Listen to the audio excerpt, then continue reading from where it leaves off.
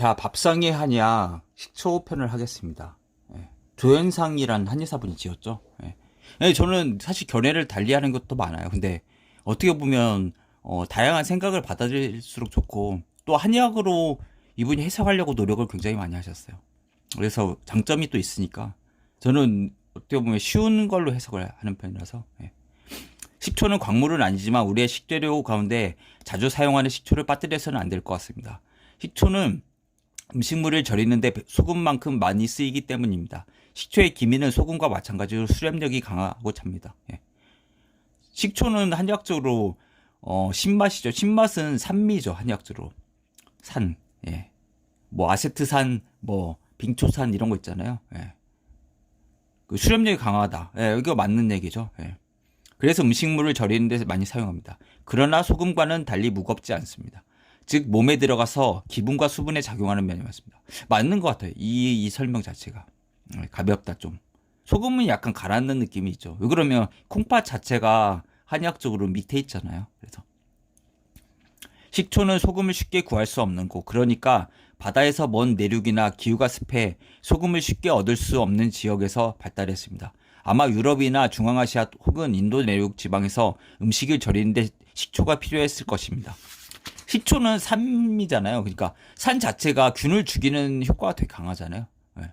빙초산이나 그런 것들 하면은 물론 소금도 죽이죠. 소금은 이제 삼투압으로 죽인다면 식초는 약간, 그리고 유산 생각해 보세요. 식균이 딱 들어오면은 유산에서 다 죽여버리잖아요. 유인은 강산이니까. 예. 거기서도 근데 헬리코박터 파이로리군이 살고 있으니까 그게 한 1980년도에 개발됐는데, 그러니까 살 수 없다고 생각하는 데까지 미생물이 살고 있으니까 이게 또 문제가 되는 거죠. 예. 우리나라에서는 여름에 식초가 많이 소비됩니다. 왜냐하면 냉면을 많이 먹기 때문입니다. 저는 사실 냉면을 좋아하지 않습니다. 예. 근데 좋아하는 분은 많이 좋아하고, 냉면은 찰냉짜잖아요. 그리고 면 자체가 좀 차고, 예. 그러니까 속이 더운 사람들이 먹어야죠. 그 속이 찬 소음이나 태음인한테 그렇게 좋지는 않죠. 예. 설사를 해요, 이상하게. 그러니까 입 안에서 땡기는데 먹고 나면 꼭 설사를 해요. 그래서 한 7, 8월 정도는 먹긴 먹는데 한두 번 정도 먹을까요? 예. 그리고 뭐 예를 들어서 그러면은 뭘 넣어야겠습니까? 굳이 그럼 먹어야 되면 그 백계자라고 와사비를 좀 많이 풀어놔야죠. 되죠. 그쵸. 예. 그걸 막 먹고, 그 다음에 뭐, 고춧가루 같은 거 좀 넣고, 그리고 뭐, 식초도 좀 넣고, 그렇게 해야 되죠. 예. 계란도 막 넣고, 약간 따뜻한 걸 더 먹어야 되니까요. 예. 먹거나 좋지가 않아요. 그래서, 그게 몸이 어떻게 보면 제일 잘하는 거죠. 예. 뭐, 물론 먹고 좋은 분도 있죠. 예. 그리고 한의학적으로는, 냉면은 사실, 함흥냉면, 평양냉면 있잖아요. 문재인 대통령 먹었을 때도 옥류관 뭐 그러고 보면은 다 북쪽에서 발달됐잖아요.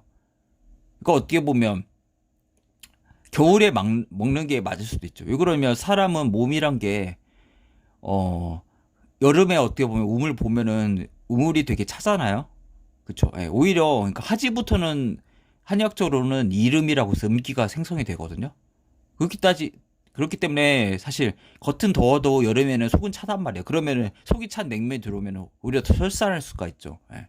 냉면 자체가 어떻게 보면 겨울에 먹는다.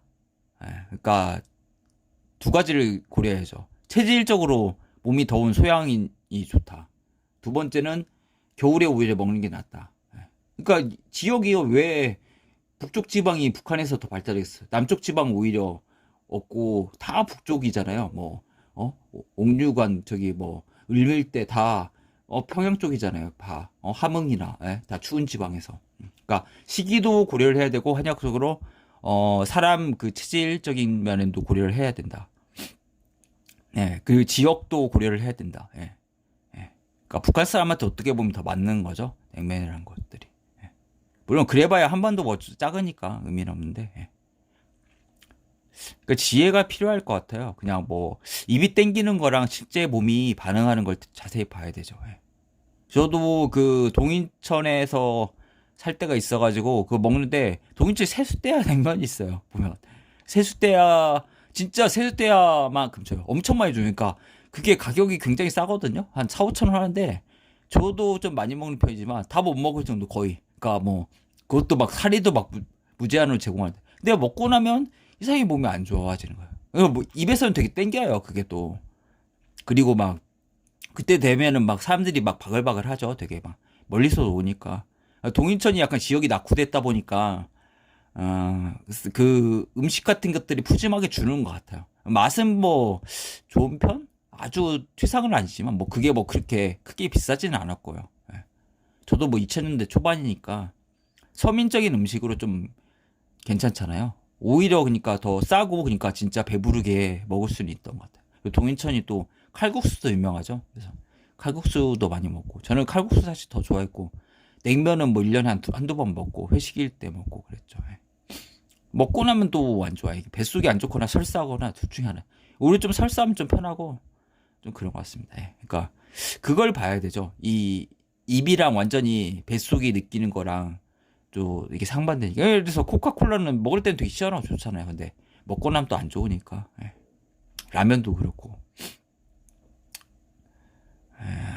많이 냉면에 대해서 많이 했네. 괜히 식초인데. 저 식초를 쳐서 먹지는 않습니다. 근데 그 먹는 건 저는 권장할 만해요. 그러니까 어떻게 보면 이제 소금을 좀 못 먹는 소양인들 같은 경우는 좀 쳐서 먹으면 좀 이렇게 맛이 있고 그리고 중화가 됐잖아요. 세균 같은 거 살균 작용도 있고 식초가.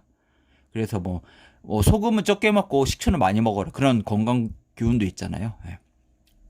네, 됐습니다. 여름이 되면 더위로 오장이 일을 많이 하게 되고 그래서 속역이 생겨서 밖으로 뿜어내줘야 되는데 여름에 땀을 많이 흘리면 열이 사그라들립니다. 약간 저랑 약간 다른 견해네요. 네. 소결보다도 표열과 리한증으로 어떻게 보면 봐야 되죠. 예. 그러니까 설사를 오히려 더 많이 할 수가 있죠. 그러면 이거 그러니까 뭐 한의학적으로는 속이 차지는 건데 세균 번식이 강하니까 인체에서는 어떻게 보면 그 걔네들을 내보내려고 설사를 하게 될 가능성이 되게 높은 거죠. 그리고 사실 체온은 30.5에서 뭐 37도인데 뭐 찬 음식은 뭐 0도에서 뭐 10도 이러면은 이게 안 맞으니까 내보내야 되죠. 사람이 그걸 막 음식이 들어오면 갑자기 덮일 수는 없잖아요, 사실. 몸에 들어오면. 그러니까 적당하게 좀 내보내야 되고. 약간 이분이랑 좀 견해가 많이 다르네요. 그런데 땀을 뭐 틀렸다고 할 수도 없고 견해 차이니까요. 예. 땀을 지나치게 흘리면 뭐 모순되는 것도 있지만 뭐 모순이 안 되는 것도 있어요. 설명은 하여튼 이분은 하긴 하니까 자기 나름대로. 저도 저 나름대로 하게 되는 거고요. 예. 저는 사실 이런 견해를 좋아요. 어떻게 보면 제 선입견 같은 거 깨주니까. 근데 저는 뭐 제가 맞다고 생각을 하니까 제 나름대로 설명을 하는 거고. 예. 이분은 그리고 좀 약간 체질에 대해서 좀 얘기는 안 하는 것 같아요. 약간 전통 자기 그냥 생각이랑 한약적인 거 결합해서 좀 한약적으로만 설명한다. 자기 좀 주관적인 생각으로 그런 경향이 되게 이책이 큽니다. 그래서 이해가 좀 어려운 것도 있어요. 한의사는 저도 겨우 이해하니까. 그러면 몸에서는 열을 내리고 기운이 저절로 발산되는 것을 막아주는 음식을 찾게 됩니다. 이때 찾게 되는 것이 소금물이나 식초입니다. 소금은 혈분이나 정분에도 들어가니 근데 이게 문헌적으로 어디 나온지 모르겠어요. 자기 생각인지 그냥 추측인지. 대체로 더위가 심한 정도에 알맞고 식초는 기분에 들어가니 정도가 약한 경우에 알맞을 것입니다. 식초가 오히려 낫죠. 예. 그나마 좀 체질에 관계없이 쓸 수 있는 건. 소금은 특정 체질이 좀 맞아야 되니까 더 어떻게 보면 더 독특하다. 예. 소금 대 식초이든 수렴력이 강함으로 저는 이거 반대한다고 했잖아요. 소금은 수렴이랑 상관없다. 부드럽게 해주는 작용만 있다. 예. 식초는 수렴력이 맞다. 우리가 수렴력이랑 뭐 망매지갈이라는 거 혹시 아시죠? 삼국지연이. 저는 삼국지연을 다 번역한 사람이죠. 망매, 매시를 생각하는 거죠. 그리고 지갈, 뭐될지 그 갈증갈, 그러니까 갈증을 먹겠다. 조조가 행군을 하다가 병사들이 막 피곤하기도 하고 약간 이제 뭐 갈증도 많이 느끼는 거예요. 물도 먹고 하니까. 그래가지고 여기 며칠 좀 언덕 좀 넘어가면 그 매실나무가 있으니까 갈증 니네 조금만 더 걸어라. 근데 이제 조조가 머리를 많이 잘 쓴 거죠. 조금만 더 걸으라는 걸 이제 그러면은 매실을 생각하면 사람이 침이 고이게 되잖아요. 그게 한약적 수렴하는 작용이고 식초를 생각해도 그럴 수도 있고요. 침이 잘 나오잖아요. 그러니까 그러니까 도움이 많이 되죠.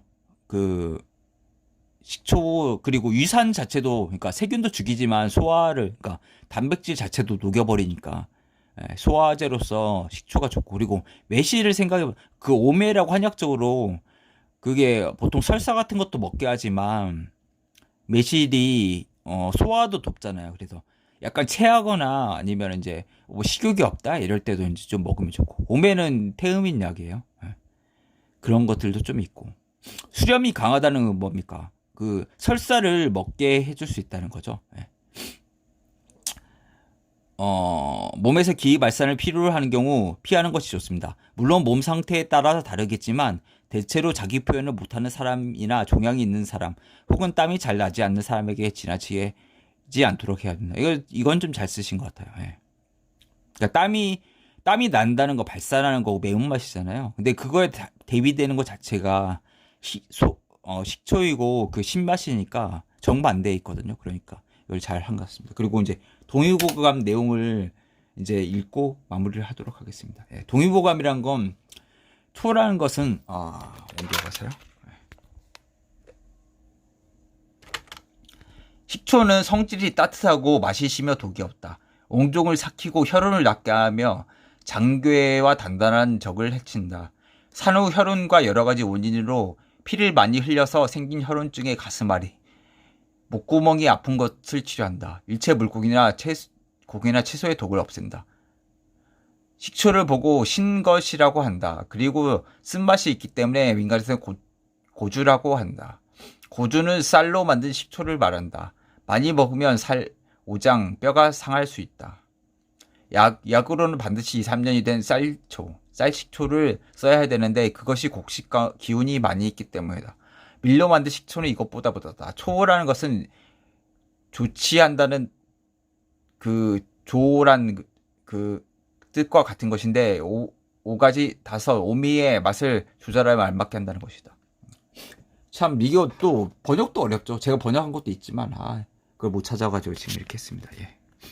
그러니까 식초가 참 웃긴 게 예전에 서커스 한다는 사람은 식초를 먹었다는 거 있잖아요. 몸이 되게 유연해.